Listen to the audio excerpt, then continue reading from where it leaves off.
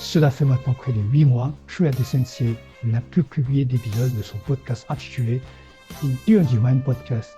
Une question se pose, pourquoi une telle absence? Et surtout, est-ce que ce dernier pourra revenir à temps avant de tomber dans le néant du net? Réussira-t-il à relever la flamme de son podcast? Le mystère reste entier.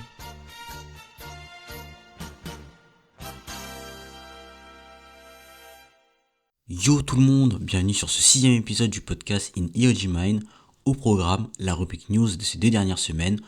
Ensuite, pour le débat, on s'intéressera à One Piece en parlant des flashbacks les plus attendus selon moi. Enfin, dans une dernière partie, on parlera des chapitres marquants de ces 2 dernières semaines avec un focus sur le dernier chapitre de Kingdom. On perd pas de temps et on commence tout de suite après ce petit générique.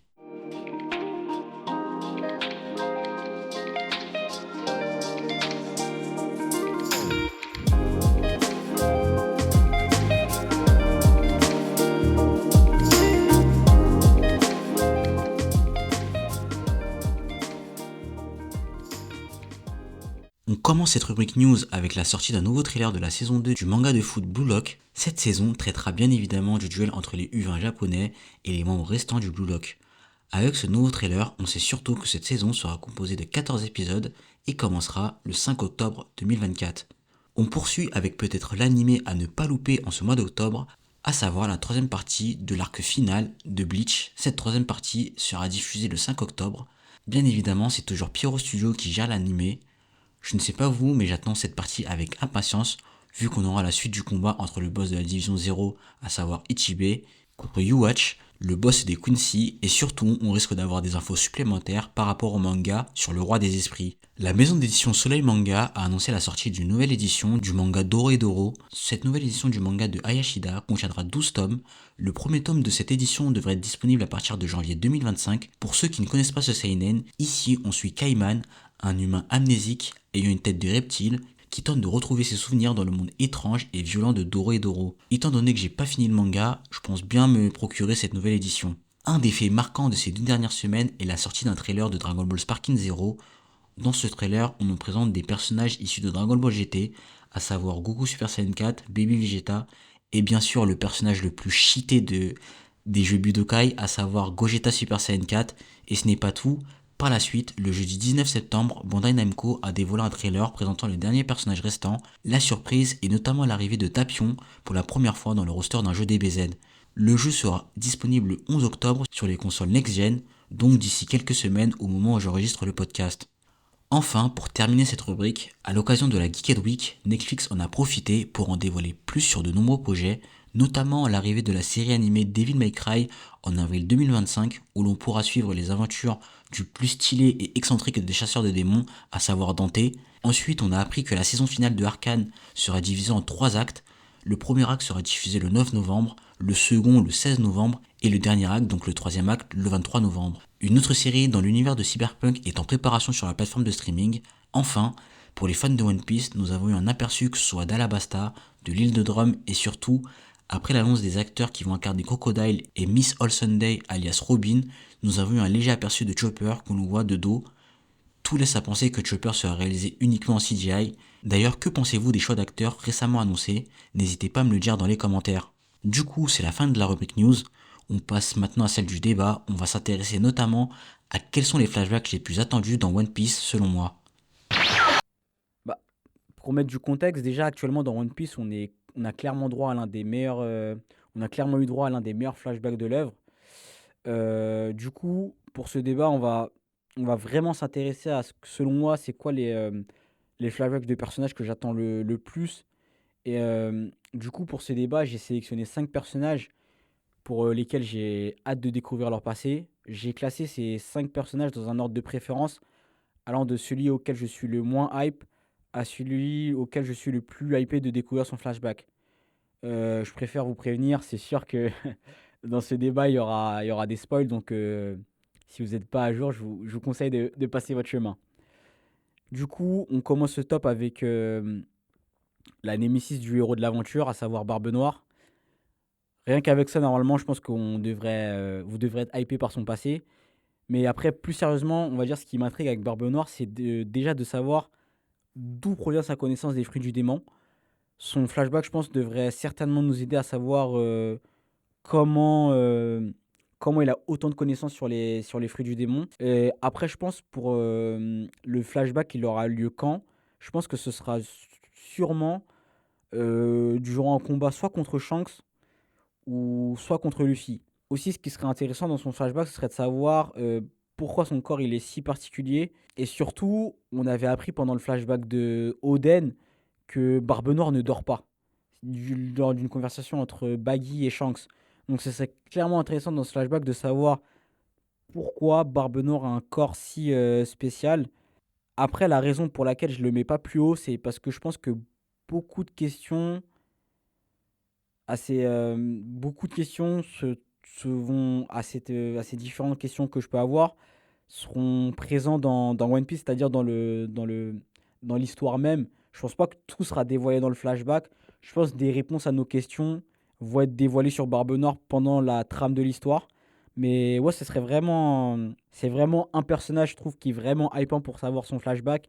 Surtout que je pense que ce serait je pense que Barbe Noire, c'est tellement un personnage fascinant que clairement, je pense que ce serait un personnage, ce serait grave intéressant d'avoir un spin-off sur lui, un peu comme là, c'est annoncé pour Zoro. Je trouve que vraiment, Barbe Noire et Luffy, c'est vraiment un peu les deux faces d'une même pièce. C'est vraiment deux personnages qui prônent la liberté, mais pas pour les mêmes raisons. Ensuite, en quatrième position, on a le rival de Shanks dans sa jeunesse, à savoir Mihawk. Alors, pourquoi, je pense que beaucoup de personnes se demanderont pourquoi le mettre en quatrième position. Bah, déjà, je pense que à travers un flashback sur Mihawk, je pense qu'on pourrait résoudre l'un des mystères les plus intéressants de One Piece, c'est à savoir comment un personnage fait en sorte de rendre son sabre noir. Aussi, à travers Crocodile, on sait que Mihawk a été traqué par la marine. Donc ce serait super intéressant, je trouve, de savoir pourquoi il s'est mis à traquer la marine. Et en bonus, le petit bonus pour hyper les gens, je pense que si on a des flashbacks sur Mihawk, clairement, on aura droit à des combats entre Mihawk et Shanks durant leur jeunesse. Donc rien que ça, je pense que ça devrait vous hyper. En troisième position, on a Dragon. Alors lui-même, même si au travers du flashback de Kuma ou encore de la bouche de Vegapunk, on a appris que ce dernier, c'était un ancien marine et que le génocide qui a eu lieu à Ohara a été l'une des raisons qui l'a poussé à créer l'armée révolutionnaire. Mais clairement, son flashback m'intéresse parce que déjà, j'aimerais bien savoir comment il agissait en tant que marine et surtout, c'est quoi l'événement qui l'a poussé justement à quitter cette marine.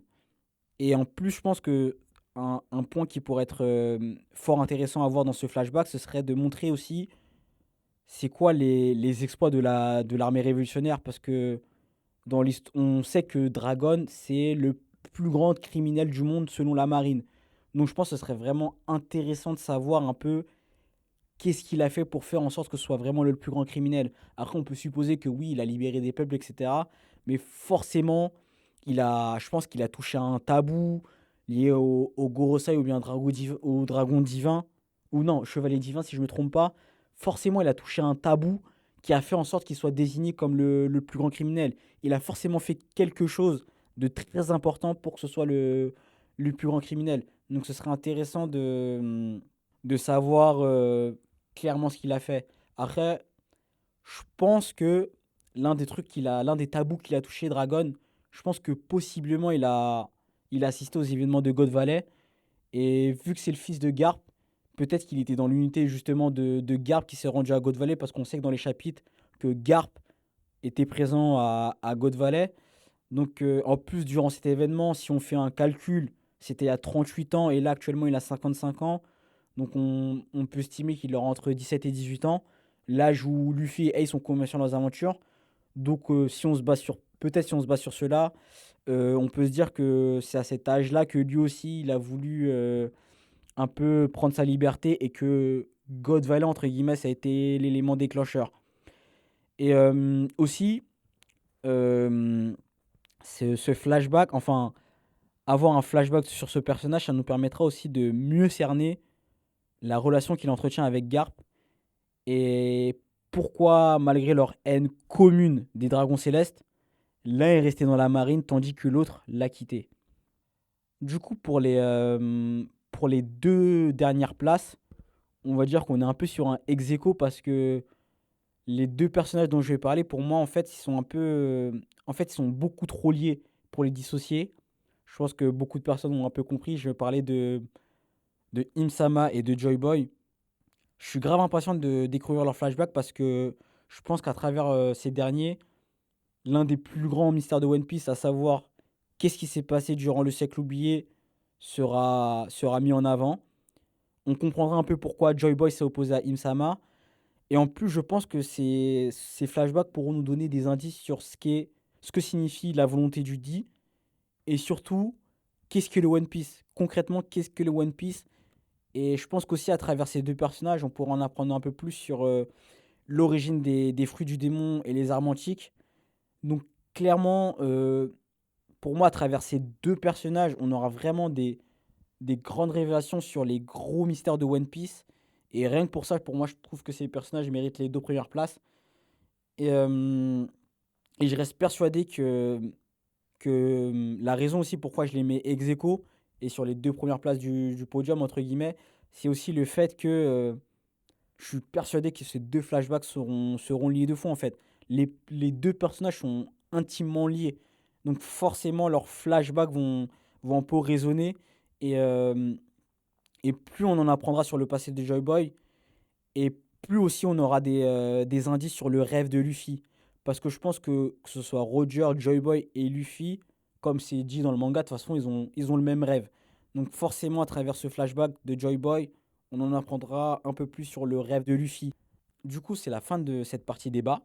N'hésitez pas à me dire en commentaire quel flashback vous avez le plus dans One Piece.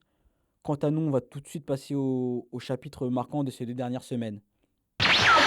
Alors aujourd'hui, on va s'intéresser au chapitre 810 de Kingdom. Alors là, actuellement, l'armée de Kin tente de conquérir Han avec l'armée de Tu. Est-ce que je le prononce bien? Ouais, c'est tout. Et Shin, ils ont réussi à conquérir notamment Nanyu. Ce que je trouve intéressant dans cet arc, c'est que enfin on s'intéresse à la population des autres pays, notamment comment faire en sorte que les habitants des autres États ne tentent pas une rébellion si Qin réussit à unifier la Chine. Dans cet arc, je pense qu'il y aura des grosses batailles. Enfin, je pense pas qu'il y aura vraiment des grosses batailles dans le sens martial. Je pense plus qu'il y aura, on aura un vrai combat idéologique entre les deux États. On va avoir une idéologie qui va être portée par celle du roi de Qin. Ce sera Shin et Toho, comme on l'a bien compris dans cet arc-là. Et je pense que c'est ce combat idéologique qui va faire un peu écho aux discussions qui avaient lieu dans la capitale de Han quand l'armée de Shin et de Toho était venue pour la première fois dans la capitale. Après, je pense que ça va pas être aisé, parce que dans le chapitre, même si Shin fait preuve de bonne foi, les habitants de la ville sont terrorisés, vu que en plus il y a un des soldats de Shin qui fait le parallèle avec Kanki, et je le trouve très intéressant parce que Kanki c'est l'opposé de Shin, mais en même temps Shin est aussi ce que Kanki aurait pu devenir s'il n'était pas devenu aussi cruel justement après la mort de Shio, parce que comme Shin, Kanki il avait la capacité de rassembler les gens autour de lui, c'est pour ça d'une manière je pense que Kanki il a confié le clan Saki à Shin lors de la fuite face à Riboku, parce qu'au fond, je pense qu'il sent que Shin lui ressemble un peu, mais on va dire qu'on s'écarte un peu du chapitre, mais pour le moment, les habitants de Nainu n'ont pas confiance en Shin. La preuve est pendant le banquet que Shin il organise pour justement apaiser les tensions, on va dire. Le vieil homme qui n'arrête pas de dire aux jeunes de ne pas faire de vagues a tenté d'assassiner Shin, et du coup, c'est ainsi que se conclut le chapitre. Est-ce que Shin va essayer de le tuer? Non, je pense pas, c'est pas dans la nature de Shin. Comme je l'ai dit au tout début, je pense que Shin va probablement parler aux habitants de Nanyu, du projet du roi de Qin, sur comment rallier tous les pays sous une même manière grâce aux lois. Après, je pense que cette tentative de meurtre va renforcer le conflit entre tout et le diplomate envoyé par Qin. Donc à voir comment se passe la suite, mais je pense vraiment que cet arc il va être différent des autres arcs de Kingdom, dans le sens où je pense que ça va être vraiment pas juste une guerre où il y a des batailles, etc., où deux généraux s'opposent. Ça va être vraiment une guerre idéologique qui va permettre de voir comment Qin peut convaincre les habitants d'autres pays à adhérer à l'idéologie du roi de Qin, justement sur le fait de créer une Chine unifiée pour qu'il n'y ait plus de guerre. Donc je pense que ça va être vraiment ça l'objectif de cet arc-là, de cette bataille avec Han. Ça va être vraiment plus un combat idéologique. Et franchement, je suis grave impatient de savoir la suite des événements dans cet arc. Du coup, c'est la fin de ce 6e épisode. J'espère que ce dernier vous a plu. N'hésitez pas à me faire des retours, que ce soit en commentaire sur YouTube ou en laissant un avis sur Spotify et Apple Podcast. Du coup, cette fois-ci, promis, j'essaie d'être un peu plus régulier. Donc, on se dit à dans 2 semaines. Sur ce, peace.